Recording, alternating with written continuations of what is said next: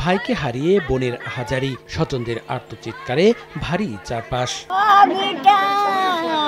দীর্ঘদিন ধরে চুয়াডাঙ্গা সদর উপজেলার তিতুদহ ইউনিয়ন বিএনপির সভাপতি মিলন মিয়া ও সাধারণ সম্পাদক আবুল হাশেম টোটনের লোকজনের সঙ্গে একই ইউনিয়নের সাবেক সাংগঠনিক সম্পাদক রফিকুল ইসলাম রফিকের সঙ্গে বিরোধ চলছে। শনিবার টিসিবি কার্ড ও ভিজিএফ এর চাল বিতরণ নিয়ে তিতুদহ ইউনিয়ন পরিষদের বাইরে দুপক্ষের মধ্যে সংঘর্ষ হয়। এ সময় প্রতিপক্ষের লোকজন রফিককে কুপিয়ে জখম করলে ঘটনাস্থলে মারা যান তিনি। আহত হন রফিকের ভাইসহ আরও 4 জন। তাদের উদ্ধার করে সদর হাসপাতালে ভর্তি করা হয়। চালি কার্ডের জন্যই আমার ছেলে মারলো, বেশি এই কামান গুন্ডা ভাড়া করে আমদে। টিসিবির মালে আমার আব্বু অনিয়ম করায় বাধা দেয়, এই রাগে আমার আব্বুকে হত্যা করা হয়েছে। রফিক গ্রুপের লোকের মেরে ফেল দিল মিলন গ্রুপের লোক।